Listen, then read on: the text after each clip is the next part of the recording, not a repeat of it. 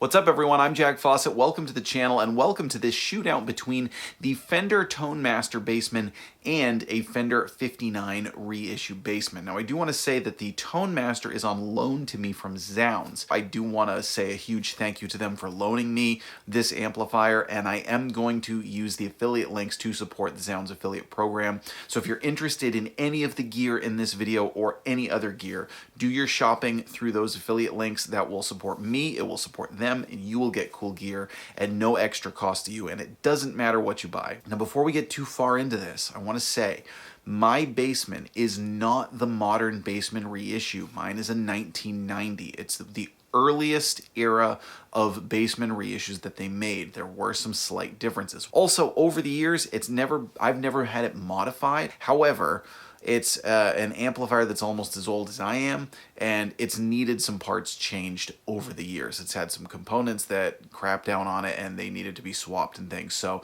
it's not in 100% original condition. That being said, it sounds like it's always sounded. So in that intro part, and we're gonna do this again later in the video, but I showed you two sounds from the Tone Master and one sound from the reissue. And the two sounds from the Tone Master, the reason for this is to show you the difference in tonality in using the attenuator. The attenuator doesn't just affect the volume of what you're getting, it really affects the tone too. What's interesting is that I think it affects it positively, negatively, the opposite that you might expect. The big pitfall for the Tone Master, for me, and what I think you'll probably hear in the rest of this video too, I don't think it sounds very good when you get it really loud. I think it really kind of hits its mark when you're using the attenuation and trying to get the drive tones at lower volumes. Now, tonally speaking, it's also much, much thinner. It really is. Now, it doesn't sound thin when it's on its own. It sort of sounds thin in comparison to the 59 reissue. Again, this is a tall order. The 59 Bassman is, I've argued it's one of the best amplifiers, if not the best guitar amplifier of all time. So it's kind of like a team with a bunch of rookies on it going up against the 2016 New England Patriots. It's just not exactly a fair fight, if we're being perfectly honest.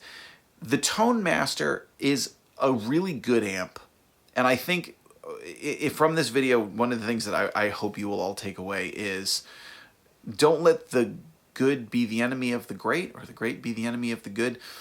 I think the 59 reissue sounds a lot better. I think it's a better amplifier. It's a piece of history. It's truly amazing that fairly archaic technology can sound so much fuller and richer and more powerful than very advanced modern technology. I mean, can you imagine if that were true of TVs? Like if an old tube TV could beat like a modern smart LED TV, that would be totally bonkers. But that's the situation we're in with tube amps. I like the Tone Master Bassman. I think it's a really cool amp, and it's got some great features, and there are some people who I think it would be better for. So don't let the fact that this is going up against one of the greatest amplifiers of all time knock it down too many pegs for you, because it still has its place, basically. And yeah, full disclosure here. If I could keep one, I'm not trading in my 59 reissue Bassman for anything. It's just an amazing amplifier, and if you had the choice between the two... See, again, here's where it gets tricky. If you had the choice between the two, I mean, for most people, I would say, yeah, the tube Bassman, like, it's an heirloom piece. It's something that's very, very special. The Tone Master, however, does give you a lot more functionality.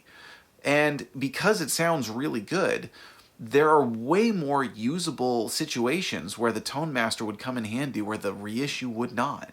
Having all those attenuation options built in. It has reverb built in. It has an effects loop.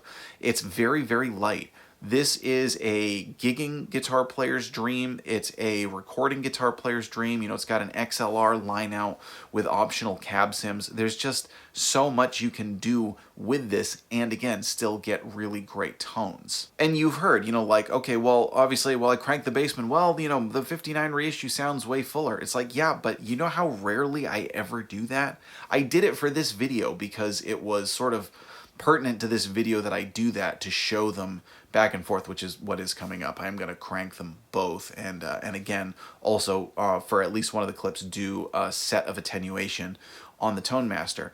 It's just not practical in the real world to crank the 59 reissue Bassman. It's one of the perfect clean amps, I think, and this is something that I think is overlooked about them. I think the tube ones are incredible clean. Everyone thinks about their drive, but I mean, that's one of my favorite clean amps ever, and it takes pedals like you wouldn't believe. It's one of the best pedal platforms I've ever played. But, you know, I get comments in videos if I, you know, use the Bassman and use an overdrive pedal with it, and people kind of say, you know, just like, well, why'd you put the stomp box in there, man? You gotta just crank it. You gotta just crank that amp and use your volume knob. It's like, why not? Because I live in reality. That's why not. Do you have any idea how loud this thing is? It just absolutely booms and blows the walls off of the entire house. They can probably hear it down the block. Well, Johann Segerborn would crank it. Yeah, I love his videos too. He's a great guitar player, he's a nice guy, and he has an impeccable sense of fashion. I'm still not cranking my Bassman all the time. It doesn't make sense in my life, and for most of you, it wouldn't make sense in your lives either. So that's something to take into consideration. Now, the last thing to consider, I think, is longevity. There is something that concerns me about the Tone Masters, and I'll be perfectly honest when I say I just don't know. There's just not enough information. The 59 reissue, I feel like, again, it's 34 years old. I just recently had it serviced, and it works great. I feel like another 34 years from now, or 50 years from now, or however long as there are basic electronic components available, I'll be able to get that fixed and it'll still be kicking. As long as I can get tubes, as long as I can get some of those, you know, basic parts. The Tone Master, it'll need less maintenance. It probably won't need to go into the shop hardly at all. However, if it does it just become a big paperweight? I don't know. I'm going to be perfectly honest when I say I don't know. I have talked to a number of amp techs about this. People that I know, people that I trust. And they all have said, yeah, these are made to be replaced. They're not made to last or to be fixed. So maybe they won't be in and out of the shop, but if they go, they go. They're gone. That's something to consider, because they're not as expensive as their tube counterpart, but they're not inexpensive either. Please let us know what you think. Are you on the same page with me with all this? Like, I do think the Tone Masters are good amps, and I think Fender has done a very commendable job on coming up with a cool product that's accessible, particularly for aging players who love their old amps, who want their old amps in more usable situations, something that's lighter. They're not into all the crazy digital modeling, but they want their beloved amp in something that's a little bit more tameable, a little bit more manageable. I think Fender really hit that mark well on the Tone Master series. So what we're going to do now is I'm going to give you a series of tones. We're going to do clean. I am going to show you the Stratocaster cranked with the Tone Master on both the 45 watt settings and the 1 watt setting. I'm going to crank it with the SG, and also with the clean tone I'm going to hit it with the TS9 so you can hear how they both sound with pedals. Now I'm going to get the reverb in there a little bit with the Tone Master Bassman on some of the settings, because again, that's something that's a difference. So again, thank you to Zzounds for loaning me this amplifier. Please do any of your shopping through the links below, whether you think the Tone Master is amazing and you can't wait to get your hands on one, or whether you buy something totally different through that link. Anything supports this whole program. I'm Jack Fossett. Please remember to like, share, and subscribe, and I hope you enjoy the rest of the video.